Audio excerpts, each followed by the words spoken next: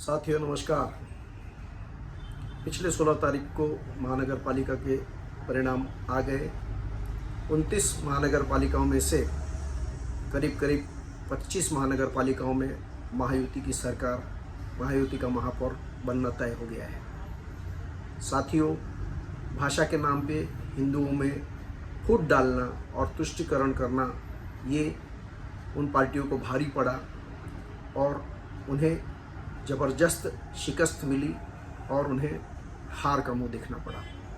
दूसरी तरफ सबका साथ, सबका विकास, सबका विश्वास, सबका प्रयास के मूल मंत्र पे चलने वाली महायुति सरकार को प्रचंड बहुमत मिला। साथियों, मतदाताओं ने समय पर जाकर अपना मतदान करके एक प्रचंड बहुमत महायुति को दिया है और नगर सेवकों को चुना है। चुने हुए जीते हुए नगर सेवकों को सबसे पहले मैं उनका बहुत बहुत अभिनंदन करता हूं और उन्हें आगे के अपने गतिविधि के लिए ढेर सारी शुभकामनाएं देता हूं। साथियों, इन शुभकामनाओं का और अभिनंदन का हकदार वो मतदाता भी है जो समय निकाल कर, कष्ट कर जाकर अपने विचारों की पार्टी को, उम्मीदवार को, अपने सेवक को चुनता है और अपना मतदान देता है। साथियों, यहाँ पे मतदाता का काम खत्म नहीं होता है, जबकि वो शुरुआत है।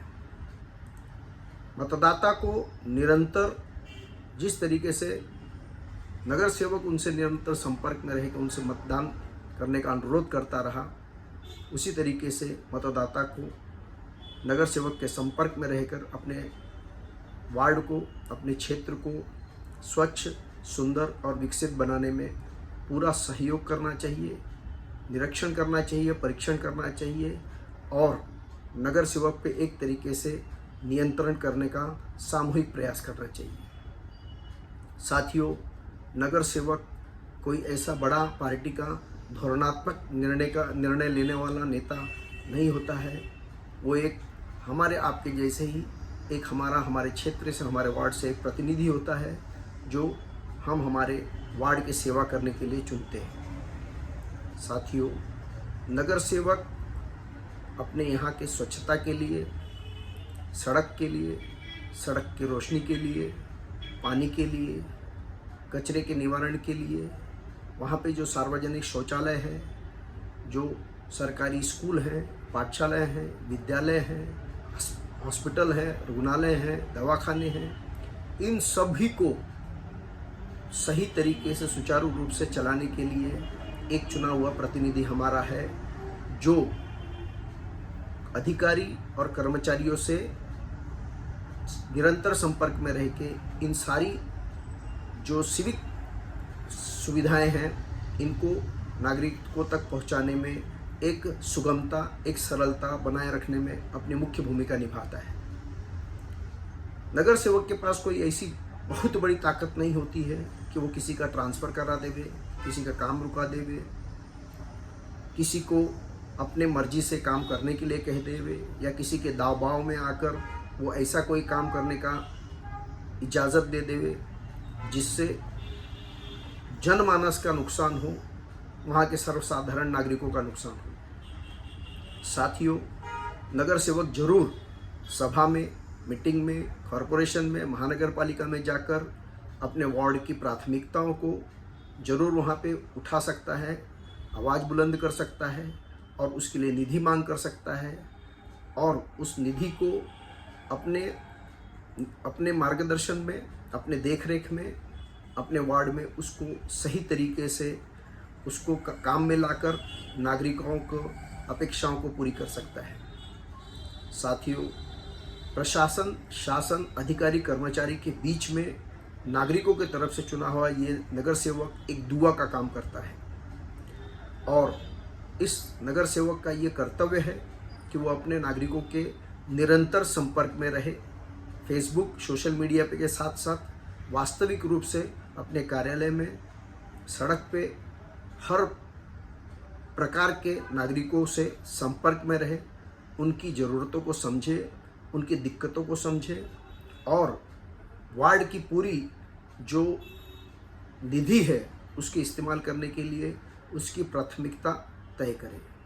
अपने वार्ड के गार्डन, उद्यान यहाँ तक कि जो मुक्ति धाम है उसके लिए भी उसे वहाँ पे स्वच्छता और वहाँ पे सारी सुविधाओं का ध्यान रखना चाहिए। साथियों, इस नगर सेवक से हम अगर इससे ज़्यादा कोई बहुत ज़्यादा अपेक्षा करते हैं तो ये सच में उस नगर सेवक के ऊपर अन्याय होगा।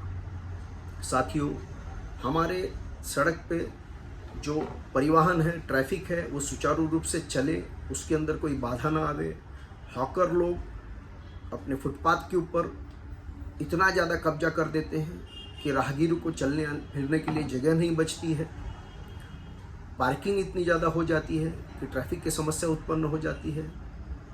ख़ास तौर पे आड़ी बस्ती में, जिसे हम स्लम कहते हैं, ऐसी बस्तियों में लोग ज़रूरत से ज़्यादा रास्ता अतिक्रमण कर लेते हैं।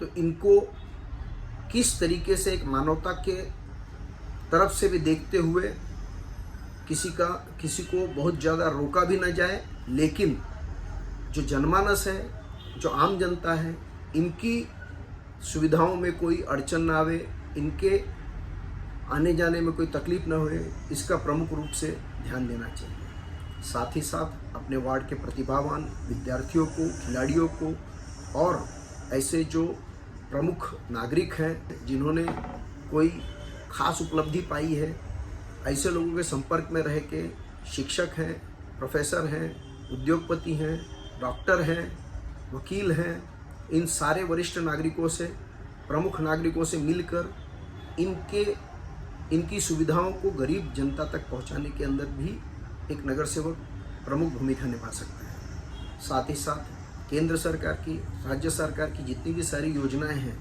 इन योजनाओं का लाभ आम जनता तक पहुंचाने में नगर सेवक बहुत ही प्रमुख कड़ी की भूमिका निभा सकता है। साथियों, आम जनता खास तौर पे जो वंचित क्षेत्र हैं, जहाँ पे ज़्यादा शिक्षित या ज़्यादा सरकारी योजनाओं तक कम पहुँच रखने वाले ऐसे जो नागरिक हैं, इनके बीच में नगर सेवक को पूरा प्रयत्न करना चाहिए कि महानगर पालिका जो योजनाएं लेके आ रही है, खासतौर पे लाडली बहन जैसी योजना, हॉकर्स को जो सहायता देते हैं प्रधानमंत्री जी, 10,000 रुपये का शुरुआत करते हैं, 2 लाख रुपए तक जाता है। ऐसी कई सारी योजनाएं विद्यार्थियों के लिए भी हैं, खिलाड़ियों के लिए भी हैं। तो इन सारी योजनाओं की जानकारी आम जनता तक पहुंचाकर, अपने मतदाताओं तक पहुंचाकर, उनको इसका अधिक से अधिक कैसे लाभ हो सके, उसका प्रयास एक नगर सेवक को जरूर करना चाहिए। साथियों, साथ ही साथ महिलाओं के लिए जो बचत गट हैं, ऐसी कई और योजनाएं भी हैं जिनके माध्यम से महिलाओं का सशक्तिकरण किया जा सकता है। जो हमारे क्षेत्र की विधवा हैं, उनके लिए भी कॉरपोरेशन की तरफ से, महानगर पालिका की तरफ से विशेष सहायता भेजी जाती है। अपंग, दिव्यांग लोगों के लिए भी ऐसी कई सारी योजनाएं सरकार चलाती है, उनके लिए स्टॉल की भी व्यवस्था करती है। इन सारी योजनाओं का लाभ योग्य पात्र व्यक्ति तक पहुँचे, इसके अंदर नगर सेवक एक बहुत अच्छी भूमिका निभा सकता है। कोई अगर ऐसा नागरिक, ऐसा कोई व्यक्ति हमारे वार्ड में, क्षेत्र में है जिसे किसी विशेष सहायता की ज़रूरत पड़ सकती है, तो अपने क्षेत्र के विधायक और सांसद से मिलकर भी इनकी इस सहायता कराई जा सकती है। साथियों, एक मतदाता के रूप में जन समर्थन जुटाकर नगर सेवक को कभी अगर आवश्यकता पड़ी तो अपने क्षेत्र के विकास के लिए अगर जनसमर्थन जुटाना पड़े, तो इसमें भी हमें अपने नगर सेवक को पूरा साथ समर्थन देकर उसको पूरा सहयोग करना चाहिए। नगर सेवक के पास जो निधि मिलती है, जो निधि मिलता है उनको अपने क्षेत्र में काम करने के लिए, इस निधि का भी अधिक से अधिक किस तरीके से सदुपयोग किया जा सकता है, इसके अंदर हम मतदाताओं को नगर सेवक के माध्यम से अधिकारी, कर्मचारी, प्रशासन को संपर्क करके उसका जनता के हित में कैसे उपयोग हो सके, इसके लिए हम सुझाव, समर्थन इकट्ठा कर सकते हैं, जुटा सकते हैं। साथियों, क्षेत्र में चलने वाले विकास के कामों में कई प्रकार के अड़चनें आती हैं और कई प्रकार के उसके अंदर अनैतिक, असामाजिक तत्व अपना लाभ लेने के लिए भी उसमें जुड़ जाते हैं। नगर सेवक का एक काम है कि अपनी हिम्मत से, साहस से ऐसे असामाजिक तत्वों का मुकाबला करे और जनता के हक अधिकार के ऊपर कोई नुकसान न हो, इसके लिए वो सदा संघर्ष करता रहे।